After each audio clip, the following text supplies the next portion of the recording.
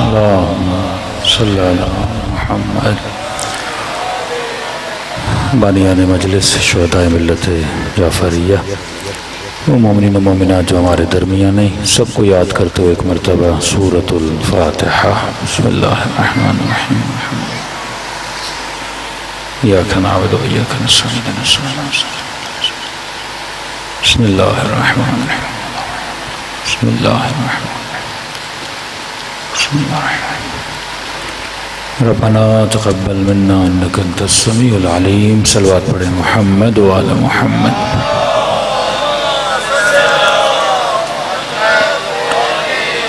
بسم اللہ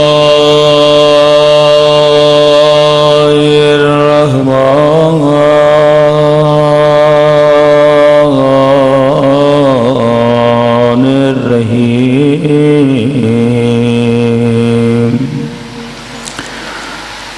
الحمد للہ رب العالمین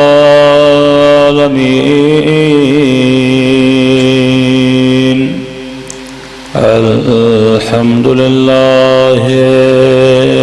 کما هو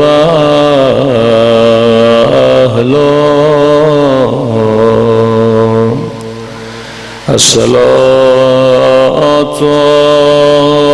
والسلام على سيد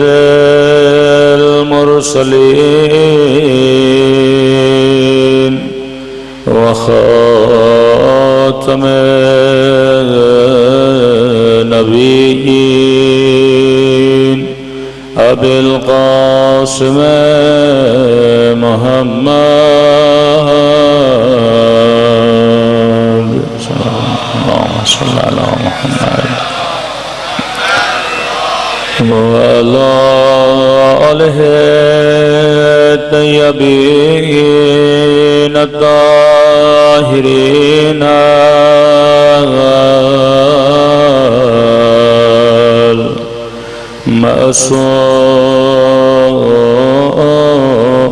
معصومین سب مل کے اپنے مولا کے ظہور کی دعا اللہم کل ولیک حجت ابن الحسن صلواتک علیہ وعلی آبائه فی هذه الساعة وفي كل ساعة وليا وافدا وقائدا وناصرا ودليلا وعينا حتى تسكنه أرضك طوعا وتمتعه فيها طويلا برحمتك يا أرحم الراحمين صلوات پڑھے محمد وعلى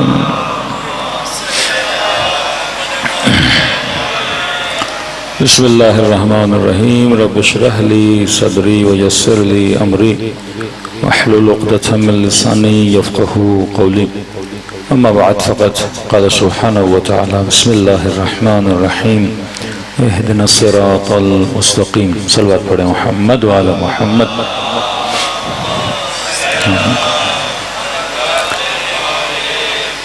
ایک مرتبہ بآواز بلند صلوات پڑھے محمد وعلى محمد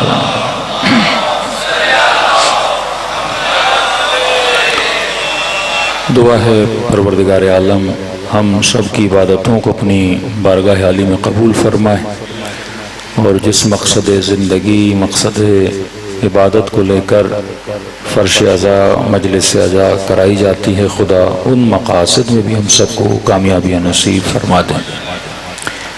ہر مسلمان ڈیلی ایک دعا کرتا ہے، یعنی جتنی بھی نمازیں پڑھتا ہے اس نماز میں اللہ سے ایک چیز مانگتا ہے، اور یہ نہیں کہ یہ خود مانگتا ہے بلکہ اللہ نے اسے ملزم کیا کہ یہ دعا کرے۔ کہ آپ رزق کے لیے دعا کرتے ہیں لیکن یہ دعا واجب نہیں، کسی کو اولاد چاہیے دعا کرنا چاہتا ہے، یہ واجب نہیں، آپ کی مرضی ہے دعا کریں یا نہ کریں۔ کوئی بیمار ہے صحت یابی کے لیے دعا کرنا چاہتا ہے لیکن یہ دعا واجب نہیں، لیکن یہ دعا اللہ نے ہر مسلم پر واجب کی ہے۔ مطلب یہ دعا نہ کرے تو اللہ کی عبادت قبول نہیں ہوتی۔ نماز نہیں جب تک نماز میں یہ دعا نہیں، تو وہ دعا ہے اہدنا الصراط المستقیم، اے خدا ہمیں صراط مستقیم پر ہدایت عطا فرما۔ جب اللہ نے دعا واجب کی تو اس کا مطلب ہر مسلمان پر واجب ہے کہ وہ ہدایت کے راستے پہ چلے، اور جب واجب ہے ہدایت کے راستے پہ چلے تو پھر ہدایت کے راستے کو تلاش کرنا بھی اس کے لیے واجب ہے۔ صبح سے شام تک ہم رزق اور روزی کی تلاش میں گھومتے ہیں، کیونکہ ہمیں محسوس ہوتا ہے اگر رزق نہ ہو، مال نہ ہو، دولت نہ ہو تو اس دنیا میں جینا محال ہے۔ آپ ایک چھوٹی سی چیز بھی لینے جائیں تو پیسے کے عوض وہ چیز آپ کو ملتی ہے۔ ایک مجلس امام حسین بھی کروائیں تو خرچہ ہوتا ہے انسان کا، تو بغیر خرچے کے زندگی چل نہیں سکتی۔ تو لہٰذا انسان یہ سمجھتا ہے کہ کمانا میرے لیے واجب ہے، کہ نہ کماؤں تو زندگی کا خرچہ کیسے چلے۔ اسی طرح کیونکہ انسان نے ایک دن مر جانا ہے، اور مرنے کے بعد یا جنت ہے یا جہنم ہے، تو اگر طالب جنت ہے تو انسان کے لیے ہدایت بہت ضروری ہے، کیونکہ اگر ہدایت نہیں تو انسان جنت میں نہیں جا سکتا۔ اب راہ ہدایت کیا ہے؟ کیسے انسان کو ہدایت ملے گی؟ کہاں سے انسان کو ہدایت ملے گی؟ کیونکہ ہدایت کے بتانے والے بہت ہیں۔ کسی بھی مسجد میں جائیں، کسی بھی مولوی سے پوچھیں کہ مولانا ہدایت کس راستے پر ہے، ہر مولوی اپنا راستہ بتائے گا، ہر مفتی اپنا راستہ بتائے گا، اور ہر مفتی بھی قرآن کی آیت پڑھے گا، ہر مفتی ایک حدیث سنا دے گا۔ یعنی کسی دیوبند کے پاس جائیں وہ اپنی حدیثیں، کسی بریلوی کے پاس جائیں وہ اپنی حدیثیں، کسی شیعہ کے پاس جائیں وہ اپنی حدیثیں، تو امت ہو جاتی ہے کنفیوز کہ بھائی ہدایت کا راستہ ہے تو کون سا ہے۔ اور کنفیوز صرف آج کا مسلمان نہیں، یہ کنفیوژن نبی کے بعد سے ہی شروع ہو گیا کہ یا رسول خدا دنیا سے گئے، امت کے اکابر بڑے سے بڑے اصحاب بھی اس میں کنفیوز تھے کہ ہم نے کس کے راستے پہ چلنا ہے۔ جنگ صفین ایک طرف علی بن ابی طالب، دوسری طرف امیر شام۔ جنگ جمل ایک طرف علی بن ابی طالب، دوسری طرف نبی کی زوجہ۔ اب امت پریشان ہے، طلحہ ایک طرف، زبیر ایک طرف، نبی کی زوجہ ایک طرف، علی دوسری طرف، جناب ابو ذر غفاری دوسری طرف، جناب عمار دوسری طرف، یہ سارے اکابر امت ہیں۔ تو آپ کے ذہن میں سوال تو پیدا ہوتا ہوگا کہ انہوں نے تو نبی کو دیکھا، انہوں نے تو قرآن کو پڑھا، انہوں نے تو نبوت کی زبان سے حدیثوں کو سنا، پھر وہ کنفیوز کیوں ہوئے؟ اور آج کا مسلمان جو 1400 سال کے فاصلے کے بعد اس مجلس میں آ کے بیٹھا، یہ ذہن میں تو آئے گا نا کہ جب اتنے بڑے بڑے کنفیوز ہو گئے تو یہ چھوٹے چھوٹے کنفیوز کیوں نہیں ہوں گے؟ اور جب ہدایت کا راستہ ایک ہے تو کنفیوژن تو نہیں ہونا چاہیے کہ دعا کرو کہ خدا مجھے ہدایت دے سیدھے راستے پر۔ اب سیدھا راستہ تو ایک ہے، 10 راستے تو نہیں ہیں۔ تو سوال یہ ہے کہ کنفیوژن کس نے دور کرنا ہے؟ اگر یہ دین خدا ہے تو خدا کو بندوں کو کنفیوز نہیں کرنا چاہیے۔ اگر یہ دین ہدایت ہے تو انسان کو ہدایت بڑی آسانی سے مل جانی چاہیے۔ یہ نہیں کہ انسان دعا کرے اور دعا کرنے کے بعد ہر مسجد میں جائے، ہر مولوی کے پاس جائے تو 10 باتیں وہاں پہ کی جاتی ہیں، کیونکہ یہاں والا بھی قال رسول اللہ کہتا ہے، وہاں والا بھی قال رسول اللہ کہتا ہے۔ اب سمجھ میں کیسے آئے کہ کون کس سے نسبت دے رہا ہے اور کون سا فرمان رسول کا ہے، کون سا فرمان یہ اپنی جیب سے نکال کے اس کی نسبت نبی کی طرف دے رہے ہیں۔ تو بڑی آسان طریقے سے رسول نے دین کو بیان کیا، لیکن قرآن کی آیت ہے نا کہ اللہ ہدایت انہیں دیتا ہے جو صاحبان لب ہیں، اولی الالباب۔ لب کہتے ہیں مغز کو، بے لب وہ ہوتا ہے جس میں مغز نہیں ہوتا۔ اخروٹ کی مثال ہے کہ اگر اخروٹ کا چھلکا ہو پر اندر مغز نہ ہو تو مطلب یہ وہ ہیں جن میں لب نہیں ہے۔ اللہ کہتا ہے بعض لوگ ایسے ہیں کھوپڑیاں تو ہیں پر مغز نہیں ہے، عقل نہیں ہے۔ بعض لوگ ہیں اولی الالباب، صاحبان لب، مطلب چھلکا بھی ہے اور اندر میں مغز بھی ہے، عقل بھی ہے۔ اور دین کی ہدایت اسی کو ملتی ہے جو صاحبان عقل ہے، جن کے اندر عقل ہے۔ اور صاحبان عقل کی نشانی یہ بتائی کہ یہ صاحب بصیرت ہے۔ کہ اے حبیب ان کو تعلیم دے کتاب کی، ان کا تزکیہ کر، اس کے بعد فرمایا ان کو حکمت سکھا۔ کہ آپ نے کہا مولانا ہم متقی بننا چاہتے ہیں، تقویٰ کس میں ہے؟ کسی نے کہا نماز پڑھ لیجئے، کسی نے کہا قرآن کو حفظ کر لیجئے، کسی نے کہا حج کر لیجئے، کسی نے کہا عمرہ کر لیجئے۔ تو آپ کے ذہن میں سوال پیدا ہوا کہ بھائی صاحب تقویٰ بننا ہے تو حج کرنا پڑے گا، عمرہ کرنا پڑے گا، نماز پڑھنی پڑے گی، تو کیا صاحب تقویٰ بن گئے تو ہدایت مل جائے گی؟ کہ نہیں، صرف نماز پڑھنے سے ہدایت نہیں ملتی، صرف حج کرنے سے ہدایت نہیں ملتی۔ اگر صرف نماز و حفظ قرآن اور قرات قرآن سے ہدایت مل جاتی تو خوارج نے تو بہت زیادہ قرآن یاد کیا ہوا تھا۔ شمر 17 حج کیے ہیں اس نے زندگی میں، لشکر یزید کا مؤذن ہے، لیکن سینے فرزند رسول پہ سوار ہے اور گلا کاٹ رہا ہے۔ تو شمر کو کیا قرآن ہدایت نہیں دے رہا؟ یہ حج پہ جا رہا ہے لیکن پھر بھی قاتل رسول بن رہا ہے۔ وہ خوارج جو علی ابن ابی طالب کے مقابلے میں آئے کہ ابن عباس فرماتے علی کروں تو کیا کروں جن کے ماتھوں پہ سجدوں کے نشان ہیں۔ فرمایا جس طرح اونٹ کی کھال کالی ہو جاتی ہے اٹھ بیٹھ کر انہوں نے اتنی نمازیں پڑھی ہیں کہ ان کے گھٹنوں پہ نشان پڑ گئے، ان کے پیشانیوں کی کھالوں پہ ورم آ گیا، انہوں نے اس قدر سجدے کیے ہیں۔ لیکن امیر فرماتے ہیں یہ عابد تو ہے پر بصیر نہیں ہے۔ ایسا عابد جو صاحب بصیرت نہ ہو اس کی عبادت کس کام کی؟ ایسا زاہد جسے پتا نہ ہو کہ حق کیا ہے باطل کیا ہے، اس کا فائدہ کیا؟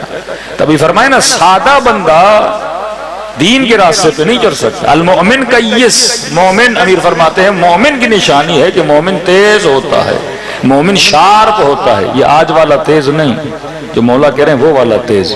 مومن کی عقل اتنی تیز ہوتی ہے وہ حق و باطل کو پہچاننے میں یعنی دیری نہیں کرتا، فوراً اسے پتہ لگ جاتا ہے کہ حق کیا ہے باطل کیا ہے۔ لیکن کچھ ایسے ہیں جو دن رات قرآن پڑھتے رہے، کربلا میں حسین بلاتے رہے، لیکن امام حسین کی مدد کے لیے نہیں پہنچے کیونکہ انہیں پتہ نہیں تھا کہ حق کیا ہے باطل کیا ہے۔ فرمایا مومن کی نشانی سارعوا الی الخیرات، مومن کار خیر میں دیر نہیں کرتا، اسے پتہ چلا یہ خیر ہے فوراً خیر کی طرف دوڑتا وہ آگے بڑھتا ہے۔ تو ایک ذہن میں سوال ہے کیا رسول خدا نہیں بتا کر گئے کہ حق کیا ہے باطل کیا ہے؟ کیا نبی پیشگوئیاں نہیں کہہ کر گئے کہ میری امت میں کتنے اختلافات ہوں گے؟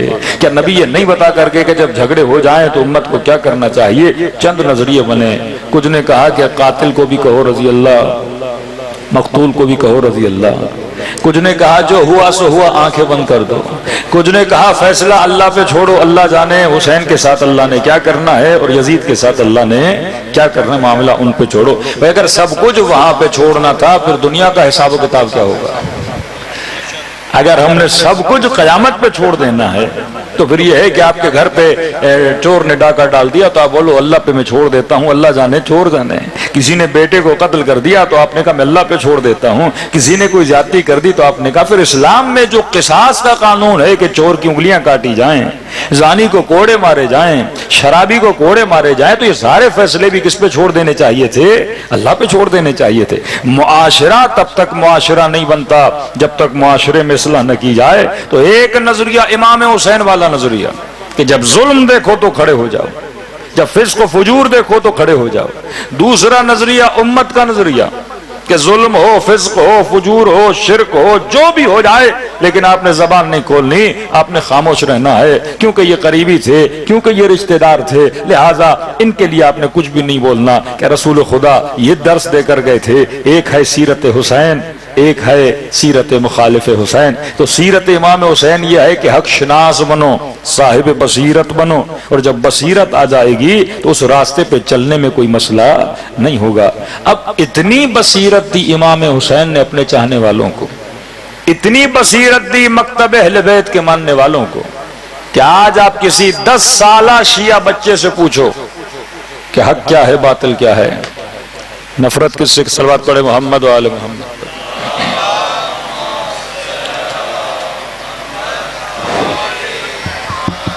بارہ دیگر صلوات پڑھے محمد و آل محمد۔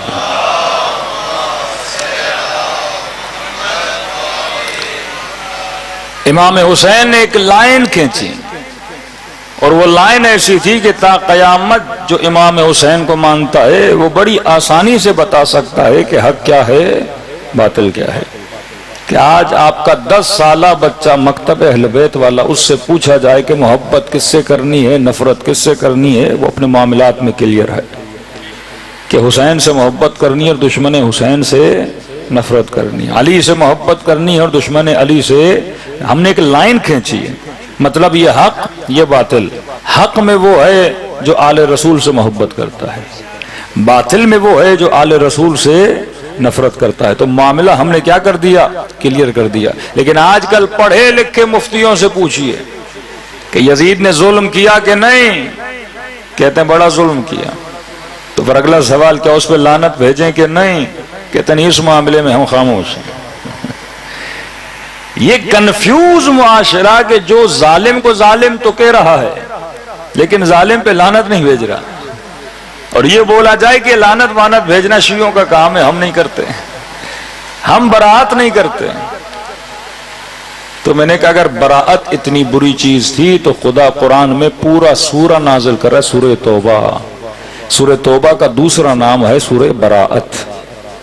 کس سے براءت؟ کفار سے۔ کس سے براءت؟ مشرکین سے۔ کہا نہیں ہم تو لعنت نہیں کرتے۔ تو میں نے کہا آپ بسم اللہ الرحمن الرحیم پڑھنے سے پہلے جو اعوذ باللہ من الشیطان اللعین الرجیم کہتے ہو تو وہاں پھر لعنت کیوں بھیجتے ہو؟ جب تک تبرہ نہیں تب تک تولا نہیں۔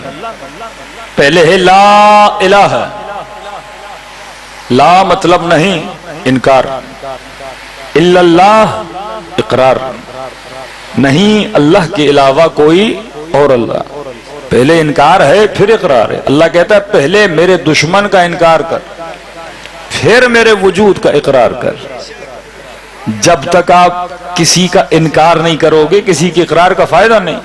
کہ آپ بولو مجھے لاکھ محبت امام حسین سے لیکن کہ اس کے دشمن سے بھی تھوڑی تھوڑی محبت مجھے ہے، تو یہ محبت کس کام کی؟ تقاضا محبت یہ ہے کہ جس سے محبت کی جاتی ہے اس کے دشمن سے پھر محبت نہیں کی جاتی۔ کہ مثال دیتا ہوں، آپ لاکھ بولیں کسی کو جناب آپ سے مجھے بڑا پیار ہے، لیکن آپ کا پڑوسی جو آپ کو گالیاں دیتا ہے اس سے بھی میری بڑی دل لگی ہے، اس سے بھی میرا بڑا پیار ہے، تو وہ کہے گا اسے محبت نہیں کہتے، اسے منافقت کہتے ہیں۔ اگر محبت خدا کو اپنے نبی سے تھی تو کہا تبت یدا ابی لہب، تو نبی کے دشمن جو سگے چچا ہیں، لیکن اللہ کیا کہہ رہا ہے ابی لہب تمہارے ہاتھ کٹ جائیں، کیونکہ ابی لہب نے رسول کے ساتھ دشمنی کی تھی۔ اب وہ چاہے کتنا سگا ہی کیوں نہ ہو لیکن اگر محبوب کے ساتھ دشمنی کرے گا تو اس سے اظہار نفرت کیا جاتا ہے۔ تو پہلی چیز ہے محبت، دوسری چیز ہے نفرت، اور زندگی انہی دو چیزوں کے درمیان چلتی ہے۔ ہم یا محبت میں زندگی گزارتے ہیں یا ہم نفرت میں زندگی گزارتے ہیں۔ اب صبح سے شام تک کمانے جاتے ہو، اگر یہ محبت نہ ہوتی، پیٹ کی محبت نہ ہوتی، انسان کمانے نہ جاتا۔ اولاد کی محبت نہ ہوتی، اولاد کے لیے محنت و پسینہ نہ بہاتا۔ زوجہ کی محبت نہ ہوتی، اس کے لیے نان و نفقہ نہ لاتا۔ اللہ کی محبت نہ ہوتی، مصلی عبادت پہ نہ آتا، اور حسین کی محبت نہ ہوتی تو فرش عزائے حسین پہ نہ آتا۔ صلوات پڑھے محمد و آل محمد پر۔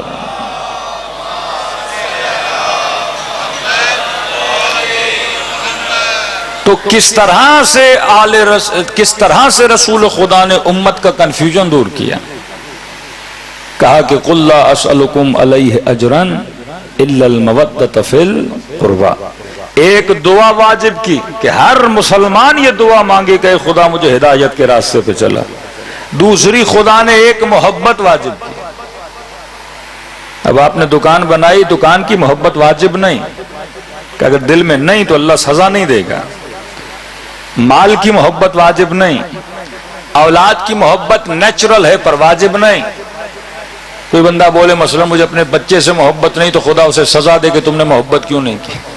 کوئی بیوی بولے شوہر سے محبت نہیں، شوہر بولے بیوی سے محبت نہیں تو خدا قیامت میں حساب کتاب لے کے تم نے محبت کیوں نہیں کی تھی. نہیں، حساب و کتاب ہوگا کہ خرچہ دیا تھا کہ نہیں دیا تھا، صحیح تعلیم دی تھی کہ نہیں دی تھی، صحیح تربیت کی تھی کہ نہیں، اس کا حساب و کتاب ہے. لیکن ایک محبت خدا نے واجب کی کہ کسی سے محبت کرو نہ کرو لیکن میری رسول کی آل سے تو نے محبت کرنی ہی کرنی ہے. کہ قُلْ لَا أَسْأَلُكُمْ عَلَيْهِ أَجْرًا إِلَّا الْمَوَدَّةَ فِي الْقُرْبَى. اب سوال یہ ہے کہ 1400 سال کے فاصلے کے بعد اگر مسلمان آل رسول سے اظہار محبت کرنا چاہتا ہے تو کیسے کریں؟ یا تو مثلا نبی کی بیٹی کا کوئی گھر ہو یا ان کے داماد ہوں یا ان کے نواسے ہوں، آپ جائیں ان کے لیے کوئی چیزیں لے کر جائیں، ان کی ملاقات کے لیے چلے جائیں. لیکن 1400 سال کے فاصلے کے بعد آج ہم کس سے جا کے ملیں تو اظہار محبت کیسے ہوتا ہے؟ آپ کے معصوم امام نے فرمایا ہماری خوشیوں میں خوش ہونا یہ اظہار محبت ہے، ہمارے غموں میں غمگین ہونا یہ اظہار محبت ہے، ہماری قبور کی زیارت پہ آنا یہ اظہار محبت ہے. اور فرمایا ہمارے دشمنوں سے بیزاری کرنا یہ اظہار محبت ہے کہ انی سلم لمن سالمکم وحرب لمن حاربکم. کہ آغائے بحر العلوم کے لیے مشہور ہے، اس قدر بزرگوار عالم دین تھے اور اس قدر محبت تھی امام حسین سے کہ یہ ہمیشہ جب بھی کربلا جاتے تھے تو نجف سے جب اس زمین میں داخل ہوتے تھے جو امام حسین نے خریدی ہوئی تھی، کہتے ہیں 4 ذرا در 4 ذرا، یہ وہ زمین تھی جو امام حسین کربلا میں آئے اپنے پیسوں سے خریدی. پھر ایک قبیلے بنی اسد کو امام نے زمین کو کیا کر دیا؟ گفٹ کر دیا، اس شرط پہ کہ جب میرے زائر آئیں میری قبر کی زیارت کے لیے تو فرمایا 3 دن تم لوگ ان کی کیا کرنا؟ خدمت کرنا. تو اگر قبر حسین پہ جانا بدعت ہوتا تو زمین خرید کے اپنی قبر پہ آنے والوں کے لیے سفارش حسین نہ کرتے. یہ تاریخ کے جملے موجود ہیں کہ جو میری قبر پر آئیں گے زیارت کے لیے تو فرمایا 3 دن ان کی خدمت کرنا. اب کہتے ہیں سید بحر العلوم جب اس خطے میں داخل ہوتے تھے جو خطہ خریدا ہوا تھا امام حسین کا تو وہاں داخل ہونے سے پہلے اپنی جوتیوں کو اتار دیتے تھے اور بڑے ادب سے امام حسین کی زیارت پہ جاتے تھے اور اس قدر سفارش کرتے تھے کہ مومنین کو کہ 3 دن سے زیادہ کربلا نہ رکا کرو. کہ کیوں 3 دن سے زیادہ نہ رکیں؟ کہ تاکہ دل میں عطش باقی رہے، پیاس باقی رہے. بندہ ہفتہ رہے 10 دن رہے شاید زیارت حسین کی پیاس بجھ جائے. فرمایا نہیں، کم سے کم رہا کرو تاکہ جب وہاں سے واپس جاؤ تو ایک تڑپ لے کے واپس جاؤ کہ دوبارہ میں نے پلٹ کے امام حسین کی طرف واپس آنا ہے. یہ کوئی کم معجزہ ہے کہ آپ کسی کی بھی محبت دیکھیں بجھ جاتی ہے، لیکن فرمایا اللہ نے اہل بیت کی محبت میں ایسی حرارت رکھی ہے کہ دنیا ادھر سے ادھر ہو جائے لیکن یہ حرارت کبھی خدا بجھنے نہیں دیتا، کیونکہ اللہ نے اس محبت کو کیا کیا ہے؟ واجب کیا ہے. اب شاید کوئی سوچے کہ مولانا ہم محبت نہ کریں تو کیا ہوگا؟ فرمایا محبت کی ڈیمانڈ کس نے کی ہے؟ رسول نے کی ہے. قُلْ لَا أَسْأَلُكُمْ عَلَيْهِ أَجْرًا، اور اس محبت کو اجر کے عوض میں مانگا ہے. کون سا اجر؟ فرمایا اگر مزدور آپ کے گھر میں مزدوری کرے اس کے پسینے کے خشک ہونے سے پہلے اس کی اجرت اسے ادا کر دینی چاہیے. اور وہ رسول جس نے نماز سکھائی، وہ رسول جس نے موحد بنایا، وہ رسول جس نے شرک سے دور رکھا، وہ رسول جس نے وحدہ لا شریک کی دربار میں سجدہ کرنا سکھایا، وہ رسول جس نے بیٹیوں کی عزت کا درس دیا، وہ رسول جس نے صحیح زندگی اور سلیقے سکھانے کا ہمیں طریقہ بتایا، وہ صرف اس کے بدلے میں ایک چیز مانگ رہا ہے، پیسہ نہیں مانگ رہا، دولت نہیں مانگ رہا، کہ بس ایک چیز مانگتا ہوں کہ میری آل سے کیا کیا کرو؟ محبت کیا کرو. اب امت نے کئی روایات اور احادیث کا مفہوم بدلا کہ مثلا من کنت مولاہ فہذا علی مولا. شیعہ کہتے ہیں یہاں مولا سے مراد نبی کا جانشین ہے کہ میرے بعد میرا جانشین کون ہے؟ علی بن ابی طالب ہے. لیکن برادران اہل سنت کہتے ہیں نہیں، مولا کا مطلب ہے کہ جس کا میں دوست اس کے علی دوست. تو ہمارے علماء کہتے ہیں کہ کم از کم علی کو دوست ہی مانا ہوتا، تب بھی ہمیں مسئلہ نہیں تھا. یعنی جو ترجمہ آپ خود کر رہے ہو کہ جس کا میں محمد دوست اس کے علی دوست، اور جو مجھ سے دوستی رکھتا ہے اس پر ہے کہ وہ علی سے بھی دوستی رکھے. پھر فرمایا اللہم وال من والا وعاد من عادا، اے خدا جو اس سے دوستی کرے تو اس سے دوستی کر، اے خدا جو علی سے دشمنی کرے تو بھی اس سے کیا کر، دشمنی کر. تو اگر دوستی کا معنی بھی لیا جائے، ہم نہیں جا رہے اس فلسفہ خلافت امیر المؤمنین پر، لیکن اگر صرف یہ لیا جائے جو عام ترجمہ مسلمان کرتے ہیں کہ اس کا ترجمہ یہ ہے کہ جس کا میں دوست ہوں، تو فرماتے ہیں کم از کم امت نے دوستی کی ہوتی. اور کسی نے کہا کیا خوب دوستی کی علی سے کہ نبی کے جانے کے بعد علی کے ہاتھوں میں رسیاں باندھی گئی. کیا خوب دوستی کی علی بن ابی طالب سے، ان کی زوجہ زیادہ دن اپنے بابا کے بعد زندہ نہیں رہی. کیا خوب دوستی کی علی کی اولاد سے کہ امام حسن کے جنازے پر 70 تیر برسائے گئے. کیا خوب دوستی کی حسین ابن علی سے کہ ان کے جنازے پہ گھوڑے دوڑائے گئے، ان کی 4 سالہ بچیوں کے چہروں پہ تماچے مارے گئے. تو کسی نے کہا اگر دوستی یہ تھی تو پھر دشمنی کیا ہوگی؟ اگر دوستی میں اتنا کچھ کر دیا تو پھر انسان دشمنی میں جا کر کیا کرتا؟ تو یہ محبت ہے جو انسان کو ہدایت دیتی ہے. اگر محبت علی سے ہو جائے تو کوئی بوزر بن جاتا ہے، میں سمے تمار بن جاتا ہے. اگر محبت حسین سے ہو جائے تو حبیب ابن مظاہر بن جاتا ہے، مسلم ابن اوسجا بن جاتا ہے. اور اگر یہیں پہ محبت یزید سے ہو جائے تو بندہ شمر بن جاتا ہے، ابن سعد بن جاتا ہے. تو یہ محبتیں ہیں جو تجھے کبھی ادھر لے کر جاتی ہیں کبھی ادھر لے کر جاتی ہیں. تبھی فرمایا سب سے زیادہ جو خیال کرنا اپنی محبتوں کے انتخاب میں خیال کرنا، کہیں ایسا نہ ہو کہ کوئی غلط محبت تمہارے دل میں آ جائے وہ تمہیں غلط بنا دیتی ہے اور صحیح محبت تجھے صحیح بنا دیتی ہے. دیکھیے تخت و تاج کی محبت، شہرت کی محبت، ہوس شہوت کی محبت، یہ انسان کو کہاں سے کہاں لے کر جاتی. آج آپ کے ملک میں مسئلہ کیا ہے؟ تخت کا مسئلہ ہے.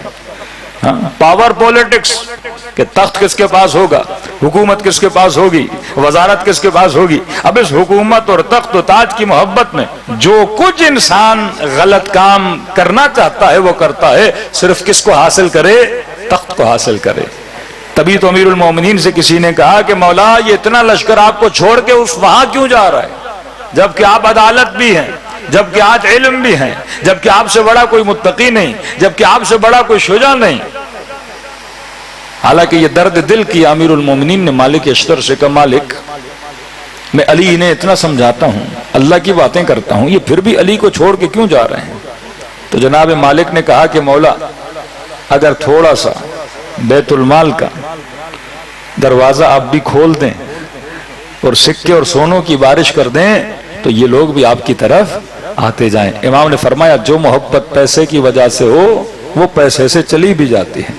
آج کسی نے 1 لاکھ دیا، کل کسی نے 2 لاکھ دیا تو محبت چلی جاتی ہے. کہ نہیں مالک محبت ہو تو خدا کی وجہ سے محبت ہو، اور وہ محبت کربلا میں نظر آتی ہے. کتنی رشوتوں کی آفریں دی اصحاب حسین کو، کتنی دھمکیاں دی اصحاب حسین کو، لیکن کبھی حسین کا دروازہ چھوڑ کے نہیں گئے اور کہنے لگے اگر بدن کا قطع بھی کر دیا جائے لیکن ہم حسین ابن علی کو چھوڑنے کے لیے تیار نہیں ہے. کیونکہ انسان کو جب حقیقت مل جاتی ہے پھر وہ فیک چیزوں کے پیچھے نہیں جاتا. صلوات پڑھے محمد وآل محمد.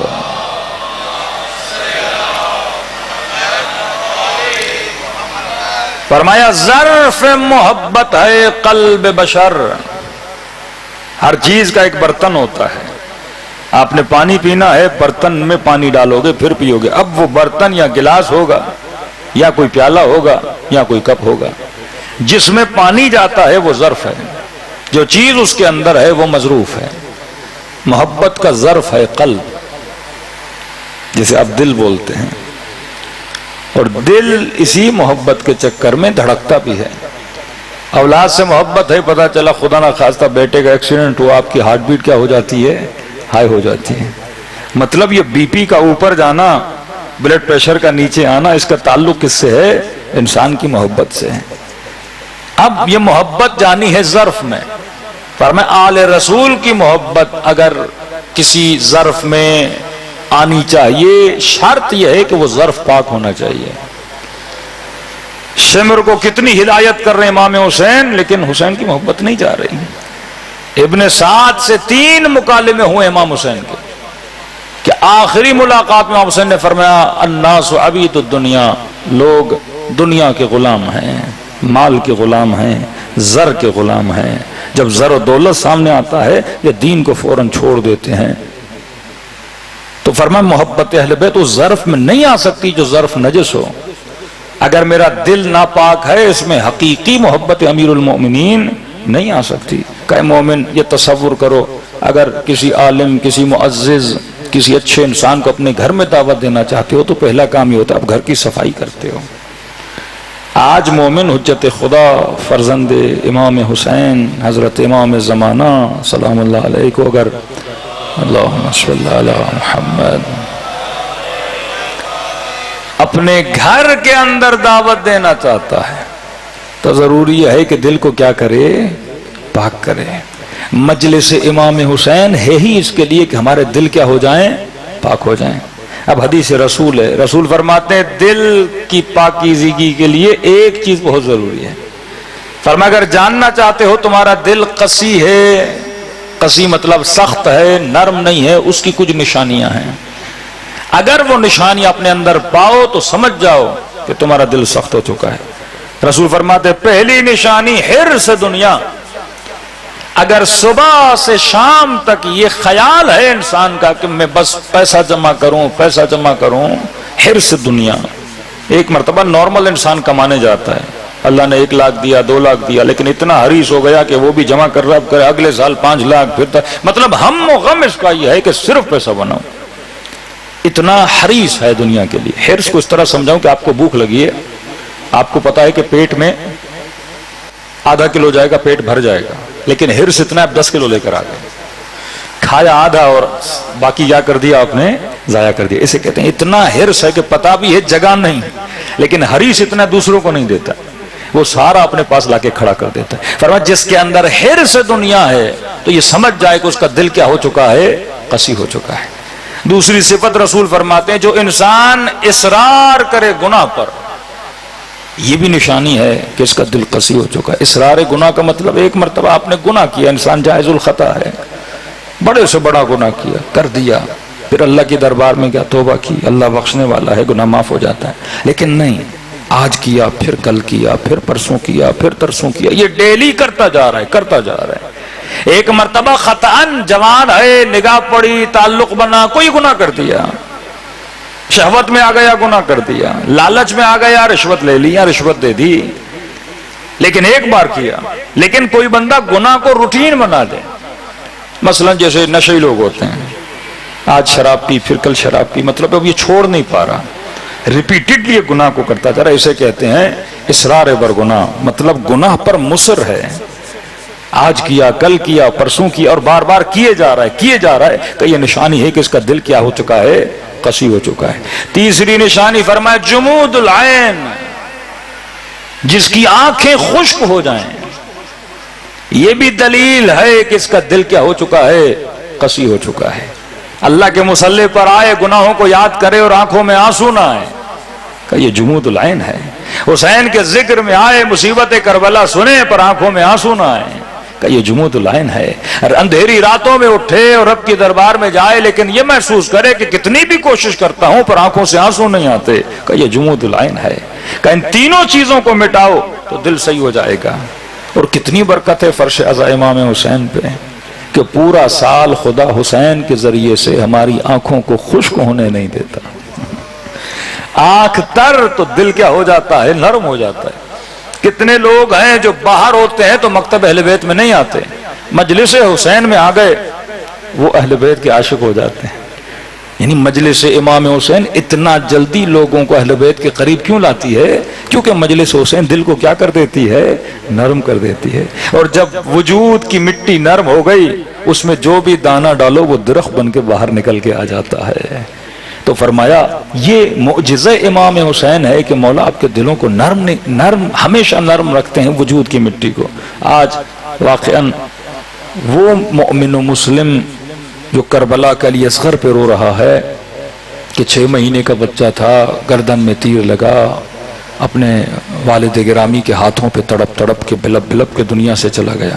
اب یہ مومن جس کا دل نرم ہو چکا ہے، وہ ایک بچے کی شہادت نہیں سن پا رہا، اب جب یہ سنتا ہے کہ فلسطین میں اتنے بچے مارے جا رہے ہیں کہ ایک ایک گھر کے نیچے سے 30 بچے، 4 سالہ بچیاں، 5 سالہ بچے، 9 مولود بچے، ہاسپٹل میں جو 9 مولود بچے ہیں وہ ان کے سروں پہ گرائے گئے، یہ جو عزادار مومن ہے یہ اس ظلم کو برداشت نہیں کر پاتا۔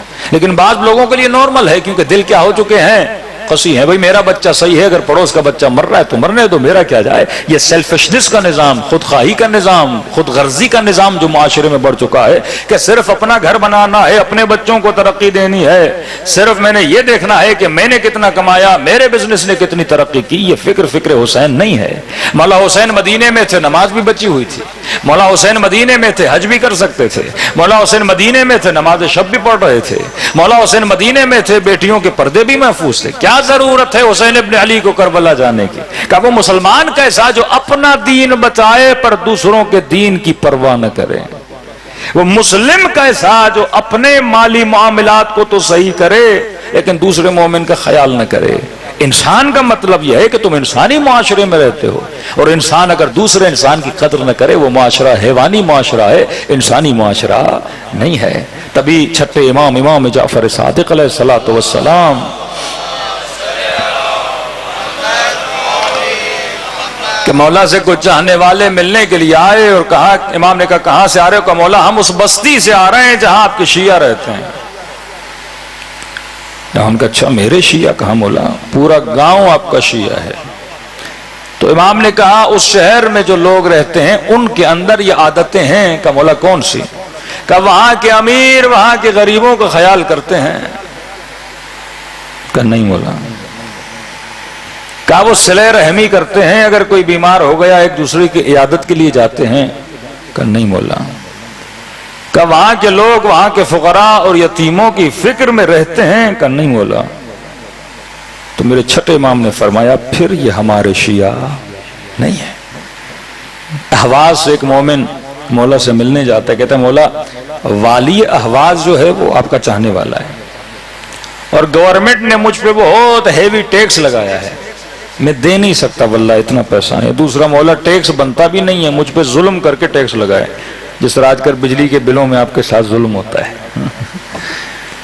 میٹر چلے نہ چلے بل آتا ہی آتا ہے۔ تو کہا مولا میں نے کچھ کیا ہی نہیں لیکن اتنا ٹیکس لگا دیا۔ تو چھٹے امام نے اسے ایک چٹھی دی کہ اگر وہ میرا چاہنے والا ہے اسے جا کر یہ چٹھی دے دینا۔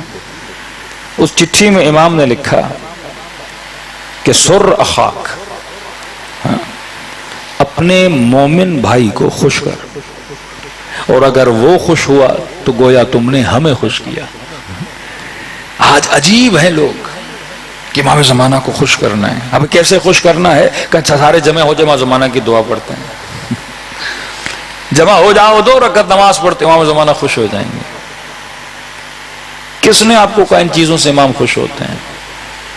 نماز پڑھو گے اپنے لیے، روزہ رکھو گے اپنے لیے، حج کرو گے اپنے لیے، کربلا جاؤ گے اپنے لیے، یہ تو آپ کا فائدہ ہے نا، اس سے امام زمانہ کیوں خوش ہوں گے؟ چھٹے امام فرماتے ہیں سر اخاک، کہ اگر مجھ جعفر صادق کو خوش کرنا چاہتے ہو تو سب سے پہلے اپنے مومن بھائی کو خوش کرو، اس کی خوشی میں تیرے امام کی خوشی ہے۔ اللہ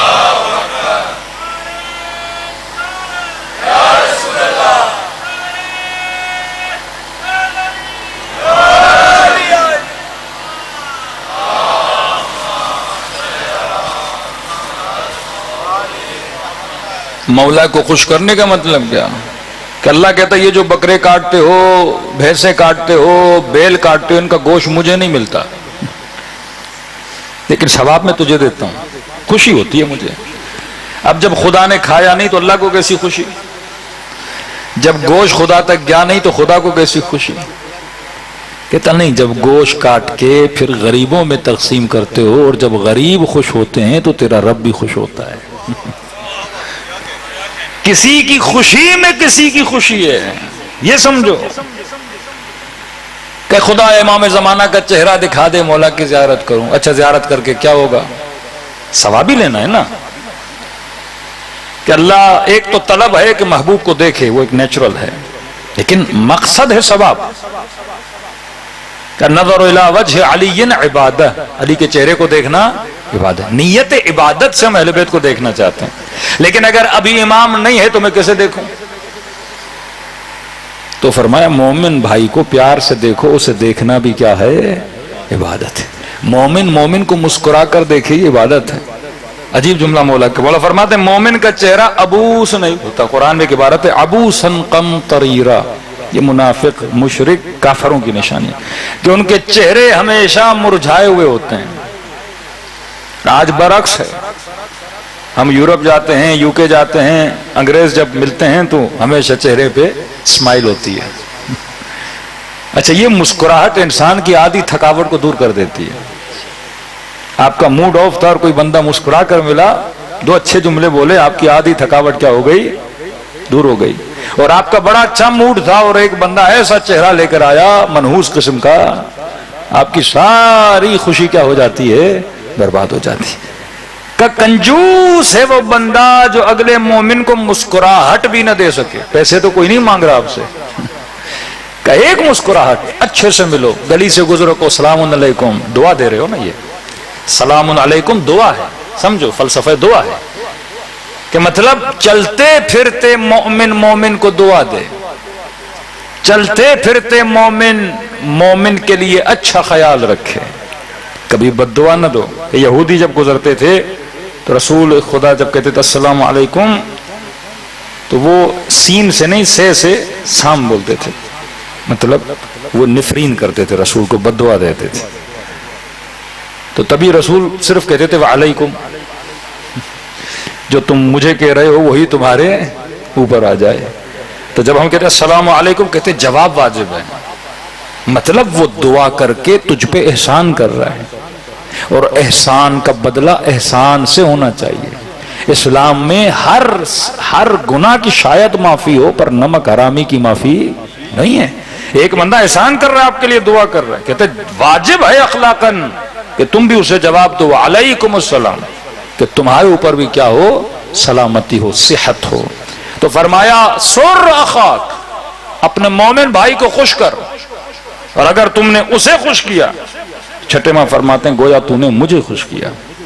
یہ اخلاق بلند مرتبت اہل بیت علیہ السلام، یہی تو چیز تھی جو لوگوں کو انسپائر کرتی تھی. ان کا علم الگ سے انسپائر کرتا تھا. کئی ایسے تھے عالم ہیں پر اخلاق نہیں ہے، فائدہ کیا؟ علم کا پہاڑ لیکن ایک نمبر کا بد اخلاق، تو علم کا فائدہ کیا؟ کہ بعثت لأتمم مکارم الاخلاق، میں مبعوث ہوا تاکہ تمہیں اخلاق کی بلندی تو لے جاؤں. ایک بندہ عالم ہے، دین پڑھا ہوا، فتوے دے رہا ہے، سب کچھ کر رہا ہے، لیکن اخلاق نہیں. ایک بندہ ان پڑھ ہے لیکن خوش اخلاق ہے. اللہ کے دربار میں کون عزیز ہے؟ یہ جو کم پڑھا لکھا ہے لیکن اخلاق کی بلندی پر ہے. کیونکہ اس کا علم اسے فائدہ دے گا، لیکن اس کا اخلاق برا ہو تو مجھے نقصان دے گا.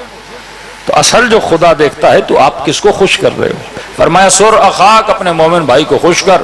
یہ خط لے کے واپس اہواز گیا اور اس والی اہواز کے پاس گیا، کہا کہ میں فرزند رسول کا ایک پیغام لایا ہوں آپ کے لیے. محب تو تھا، فوراً بلایا کہ امام نے بھیجا ہے کہاں. خط دیا، خط کھولا، اس نے کہا سر اخاک، اپنے مومن بھائی کو خوش کر. اسے خوش کیا تو گویا تم نے ہمیں خوش کیا. کہا کہ کتنا ٹیکس ہے تمہارے اوپر؟ کہ جناب حکومت نے ظلم کیا ہے، ٹیکس لگایا. خادم کو کہا ڈائری لے کر آؤ. چیک کیا کہ آپ سچ کہہ رہے ہو، آپ کے اوپر اتنا بنتا نہیں. کہا جو نہیں بنتا اسے بھی مٹا رہا ہوں، اور جو تھوڑا بہت بنتا ہے وہ اپنی جیب سے ادا کر رہا ہوں. کہا خوش ہو گئے؟ اس نے کہا جناب میرا تو پورا برڈن، میری پوری تکلیف دور ہو گئی، میں پریشان تھا، اتنا پیسہ کہاں سے دوں گا. خوش ہوئے؟ پوچھ رہا ہے بار بار. خوش ہوئے؟ کا خوش ہوا. کہ جس قالین پہ بیٹھے ہو یہ بھی گھر لے جاؤ. خوش ہوئے؟ کا خوش ہوا. گھوڑے کھڑے تھے، کہ جو میری بہترین سواری ہے اس پہ چڑھ کے جاؤ. کہ خوش ہوئے؟ کا خوش ہوا. کہ گھر میں راشن نہیں، کھانا نہیں، خادم کو کہا وہ بھی اس کے گھر تک پہنچا کیا. کہ خوش ہوئے؟ کا خوش ہوا. کہ اب جب امام کے پاس جاؤں نا تو بس اتنا کہنا میں نے تجھے خوش کیا تھا. کہتے ہیں اگلے سال گیا مدینے، چھٹے امام سے ملاقات ہوئی.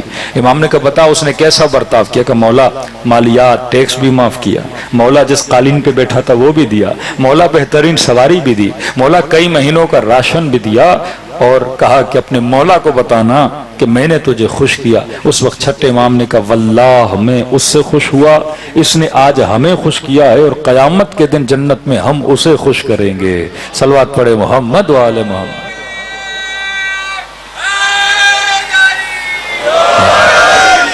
تو یہ مکتب محبت ہے، جہاں آپ کی محبت اور نفرت مکس ہو جائے تو انسان کا بیڑا غرق ہو جاتا ہے. کہ انسان کو یہ نہ پتا ہو کہ میں نے محبت کس سے کرنی ہے، میں نے نفرت کس سے کرنی ہے. لیکن الحمدللہ مکتب اہل بیت میں یہ کنفیوژن نہیں. ہمیں پتا ہے کہ یزید سے محبت نہیں ہو سکتی، بنو امیہ سے محبت نہیں ہو سکتی، دشمن علی سے محبت. ایک لائن کھینچ دی ہے نا.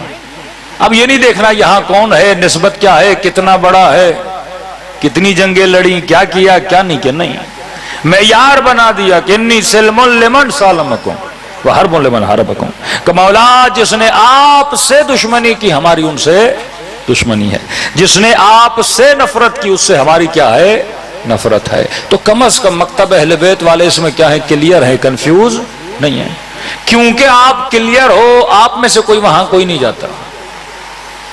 لیکن وہاں سے یہاں لوگ بہت آتے ہیں، جیسے مفتی ہمدرد آج ماشاءاللہ جلوسوں میں بھی جا رہا ہے، سب کچھ کر رہا ہے. یہ سمجھو اپڈیٹڈ ورژن ہے.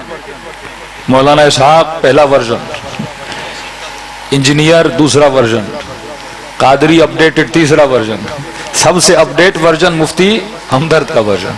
یہ دن بدن اہل بیت کے مکتب میں کیوں؟ کیونکہ اللہ نے کیا دی ہے، انسان کو شعور دیا ہے.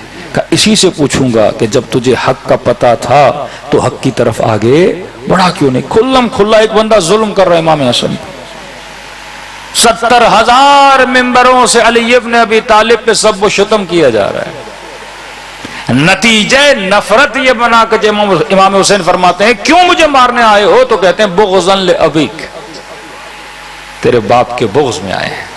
بغض کس نے بھرا، نفرت کس نے بھری، امیر المومنین پہ تہمتیں کس نے لگائیں؟ کہ اہل شام کو جب یہ پتا چلے کہ علی مسجد میں شہید ہو گئے تو پہلا سوال یہ کرے کہ علی بھی نماز پڑھتے تھے. جنگ صفین میں امیر المومنین کو ہتاک گالیاں دے رہا ہے. امیر المومنین کے صحابی نے کہا علی کو کیوں گالیاں دے رہے ہو؟ کہنے لگا کہ مجھے بتایا گیا ہے کہ تمہارا مولا نماز نہیں پڑھتا، مجھے بتایا گیا ہے کہ تمہارے مولا نے عثمان کو قتل کیا ہے. امام کے صحابی نے اس کا ہاتھ پکڑا، لشکر علی میں لے کر آیا، اور مصلی پر نبی کا ایک صحابی بیٹھا تھا اویس قرنی، جو زہاد ثمانیہ میں آتا تھا، جس کے سجدے، جس کے رکوع ایسے تھے، مشہور تھا پورے عرب میں کہ یہ پوری رات سجدے میں گزارتا ہے، پورا دن کبھی رکوع میں گزار دیتا ہے. زہاد اربعہ جن کی عبادت مشہور تھی پورے عرب میں. کہ یہ ہے اویس قرن. کہاں سے آیا؟ یمن سے. یمن کا فاصلہ دیکھیے، عراق کا فاصلہ. یمن سے سفر کیا کوفے تک.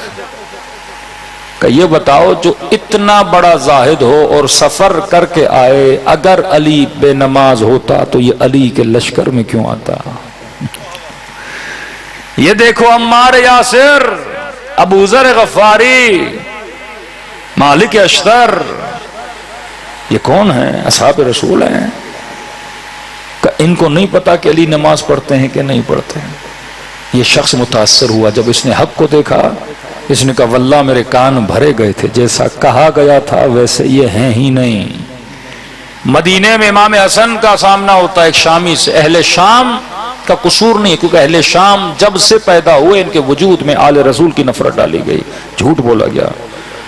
جس طرح پاکستان میں 80s میں 90s میں شیعوں کے خلاف کتنا جھوٹ بولا جاتا تھا، آپ کی شکلوں پر، آپ کے مجالس پر، آپ کی شام غریباؤں پر، آپ کے نیاز پر، جو دل میں آیا یہ بولتے تھے تاکہ لوگوں کو مجلس سے دور رکھا جائے. علم کے نیچے نہیں گزرو، نکاح پتہ نہیں ٹوٹ جائے گا، جڑ جائے گا، کیا ہوگا. پوری امت کو تباہ کر دیا صرف دشمنی محمد اور آل محمد میں. امت کو فاسق کر دیا.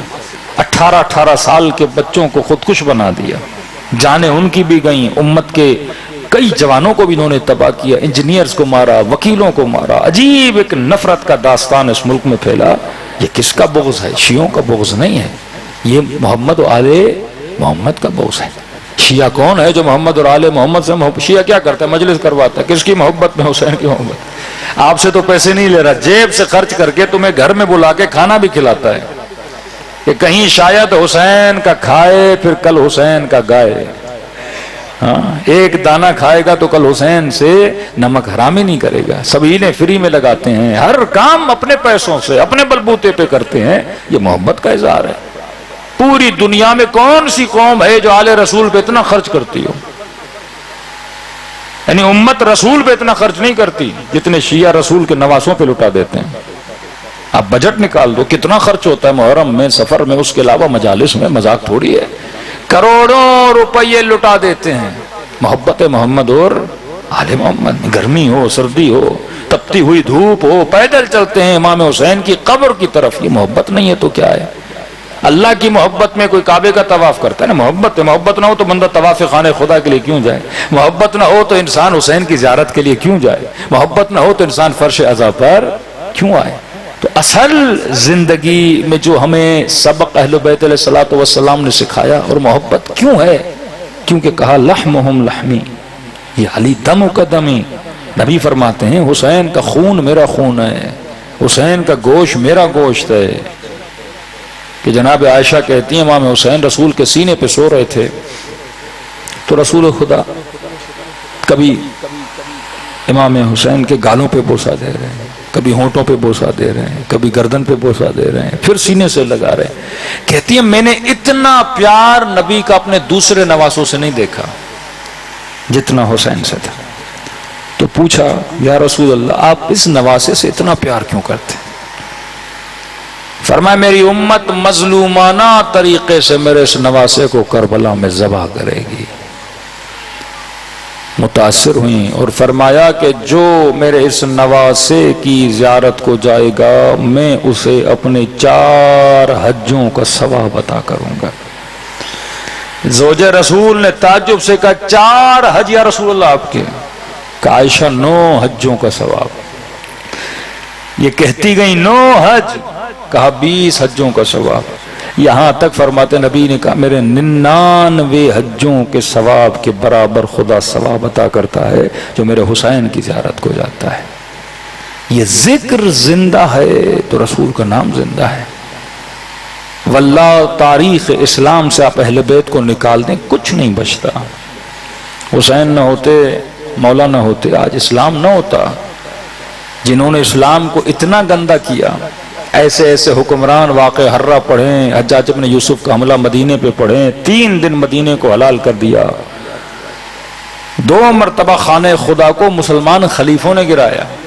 پہلا یزید کے زمانے میں خانہ خدا زخم، دوسرا عبد الملک مروان کے زمانے میں حجاج ابن یوسف کو بھیج کے حجر اسود کا پتھر 3 ٹکڑوں میں ٹوٹ گیا۔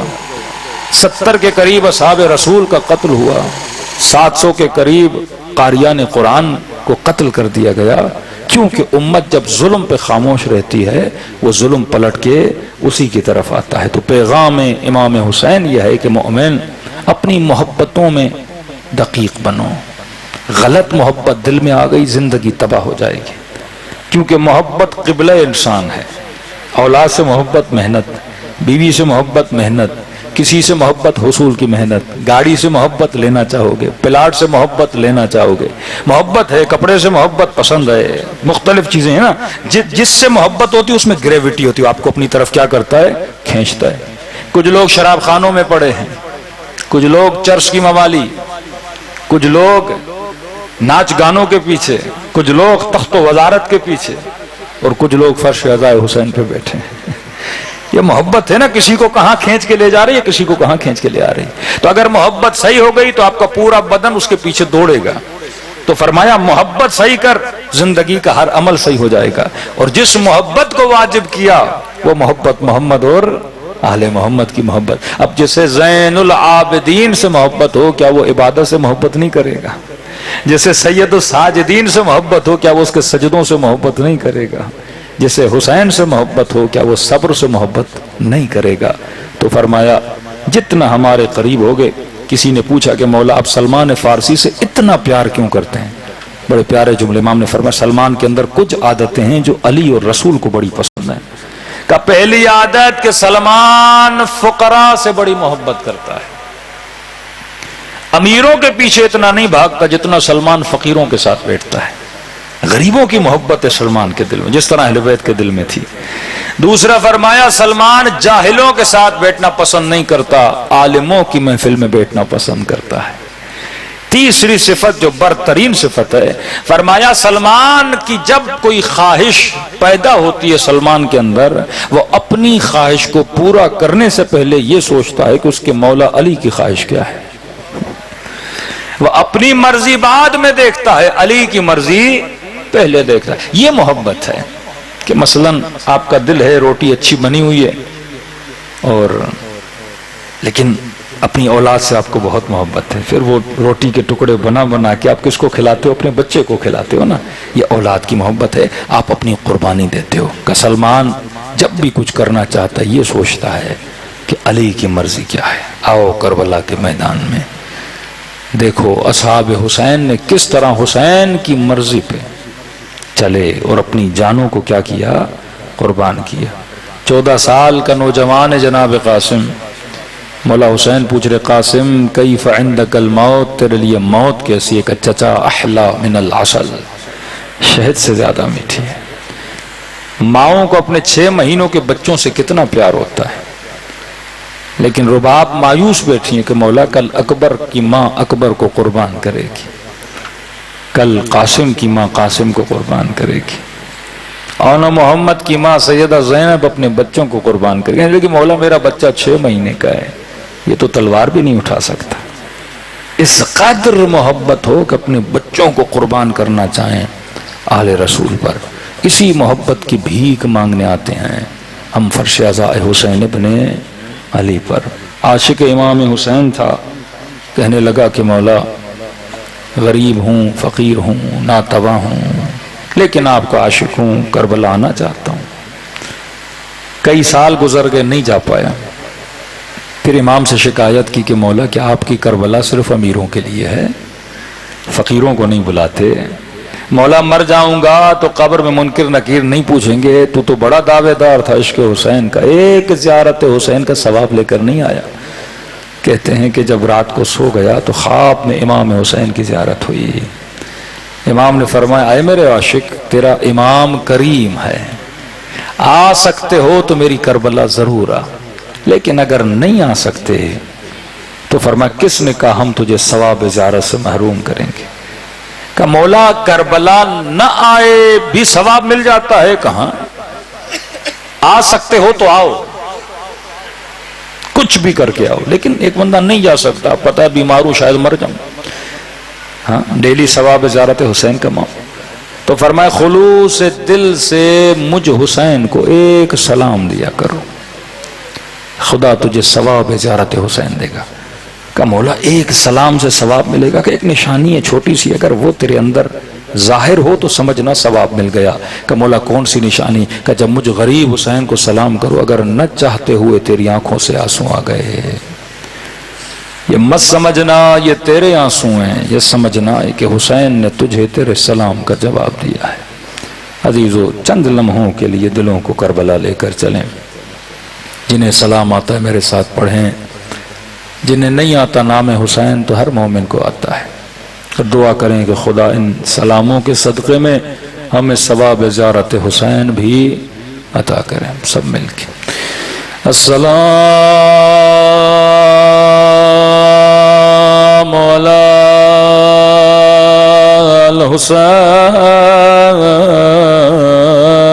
الحسین وعلی علی ابن الحسین وعلی اولاد الحسین وعلی اصحاب الحسین. بلند آواز سے السلام علی الحسین وعلی اولاد الحسین وعلی اصحاب الحسین. بلند آواز سے السلام علی الحسین وعلی اولاد الحسین وعلی اصحاب الحسین. بلند آواز سے السلام علی الحسین وعلی اولاد الحسین وعلی اصحاب الحسین. بلند آواز سے السلام علی الحسین الحسين وعلى علي ابن حسین کی صدا بلند وعلى اولاد الحسین وعلى اصحاب بلند آواز سے السلام علی الحسین وعلی علی ابن وعلی اولاد الحسین وعلی اصحاب میرا سلام ہو زینب کی لٹی ہوئی چادر پہ میرا سلام ہو 4 سالہ بچی کی یتیمی پہ کچھ وہ مصائب ہیں جو ذاکر پڑھا کرتے ہیں لیکن علماء فرماتے ہیں مومن جب کبھی تیرا دل ہو رونے کا تو فرمایا زیارت ناہیہ پڑھا کرو یہ امام زمانہ کا نوحہ ہے جو میرے مولا نے خود پڑھا اب جو جملے پڑھوں گا یہ کسی ذاکر یا مولانا کے جملے نہیں فرزند زہرا امام زمانہ کے جملے فرمایا میرا سلام ان ننے سے رخساروں پہ اللہ جانے یہ کس مظلوم کے رخسار ہے جواب میرے مولا نے خود دیا میرا سلام ان ننے سے رخساروں پہ او جن کا رنگ بدلتا رہا یہ نہیں کا رنگ بدل گیا بلکہ بدلتا رہا کبھی شمر کے تماچوں نے رنگ نیلا کیا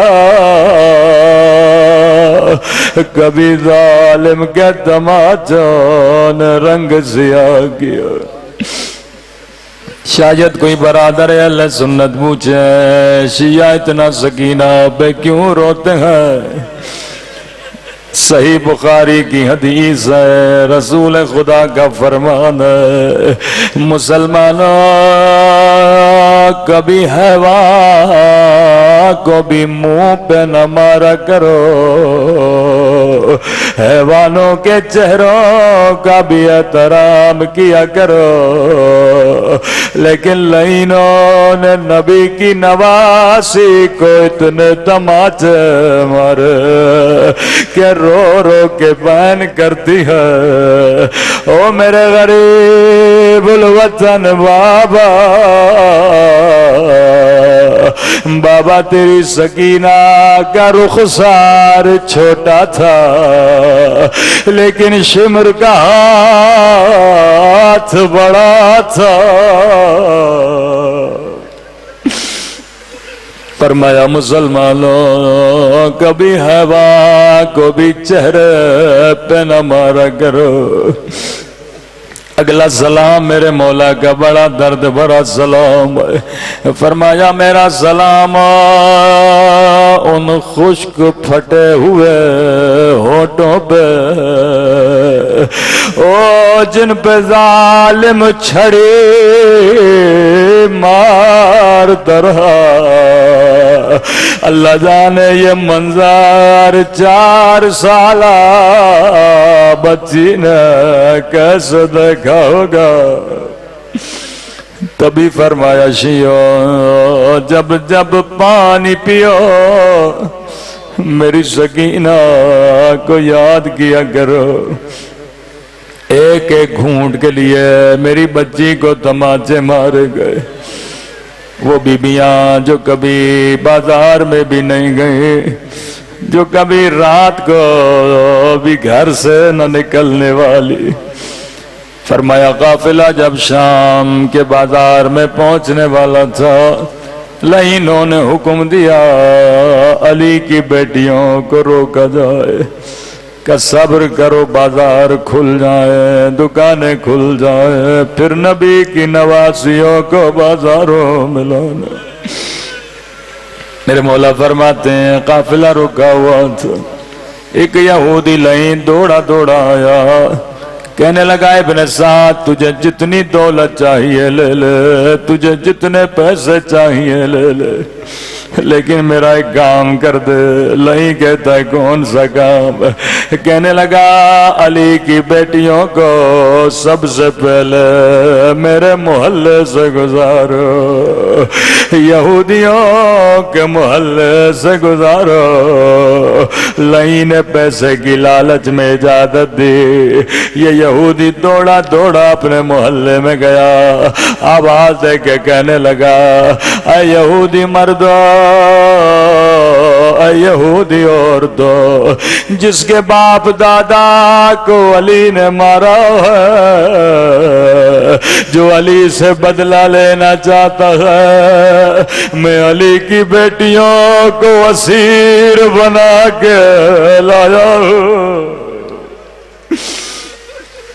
لعینوں نے سب سے پہلے قافلے کو یہودیوں کے محلے سے گزارا۔ روایت کے جملے ہیں یہودی ملونہ عورتیں چھتوں پہ چڑھ گئیں، جھولیوں کو پتھروں سے بھر لیا۔ جیسے جیسے یہ قافلہ بازار میں آتا گیا، ایک یہودی لعین عورت نے پتھر اٹھایا، کہنے لگی میں علی کے بیٹے کو ماروں گی۔ پوچھنے لگی علی کے بیٹے کا سر کہاں ہے؟ لعین نے امام حسین کی طرف اشارہ کیا، لیکن راوی کہتا ہے سر بڑا دور تھا۔ لعینہ نے اپنے سونے کا ہار اتارا، کہتی ہے سر کو میرے قریب لے کر آ، میں نہیں چاہتی میرا پتھر کسی اور کو لگے۔ اب یہ منظر سکینہ دیکھ رہی ہے، یہاں لعینہ کا ہاتھ اوپر گیا، یہاں ہاتھ نیچے آیا، او حسین کے سر سے خون جاری ہوا، بچی کی فریادیں بلند ہوئی میرا غریب الوطن بابا۔ دوسری لعینہ نے پتھر لیا، کہنے لگی تو نے بھائی کو مارا ہے، میں بہن کو ماروں گی۔ اس نے پوچھا حسین کی بہن کہاں ہے؟ لعین سیدہ زینب کی طرف اشارہ کیا، اس لعینہ نے سیدہ کا نشانہ لیا، لیکن راوی کہتا زینب خاموش تھی، خاموش نگاہوں سے اس یہودی عورت کو دیکھ رہی تھی، گویا کہہ رہی تھی مارو مارو مجھ زینب کو بھی مارو، اور جب میرے حسین کو مارا تو زینب کو بھی مارو۔ یہاں لعینہ کا ہاتھ اوپر گیا، ہاتھ کا نیچے آنا تھا، زینب کے سر سے خون جاری ہوا، سجاد کی فریاد بلند ہوئی واہ حسین واہ زینب، الا لعنت اللہ علی القوم الظالمین۔ پروردگارا تجھے مظلومیت محمد اور آل محمد کا واسطہ ہم سب کے صغیرہ کبیرہ گناہ معاف فرما، ہمارے والدین کے صغیرہ کبیرہ گناہ معاف فرما۔ پروردگارا بحق محمد و آل محمد ہمارے مولا و آقا امام زمانہ کا ظہور فرما۔ بلخص بانیان مجلس کی حاجتوں کو اپنی بارگاہ میں قبول فرما، ان کے مرحومین کے درجات کو بلند فرما۔ جن جن مومنین نے تعاون کیا پروردگارہ اگر پریشان ہیں ان کی پریشانیوں کو دور فرما، کی تنگ دستیوں کو دور فرما۔ فرش عذاب پہ جتنے مومنین بیٹھے خدایا جس کی جو جو حاجت ہے اپنی بارگاہ علی میں قبول فرما۔ مومنین کے جان مال ناموس اور عزت کی حفاظت فرما۔ پروردگارہ بحق محمد و آل محمد ہم سب کے گھروں پر اپنی رحمتوں کو برکتوں کو نازل فرما، ہر طرح کی نظر بد و پریشانیوں سے محفوظ فرما۔ فلسطین کے مظلوم مسلمانوں کی مدد فرما اور ان گنہگار آنکھوں کو فرزند زہرا کی زیارت نصیب فرما۔ ربنا تقبل منا انک انت السمیع العلیم۔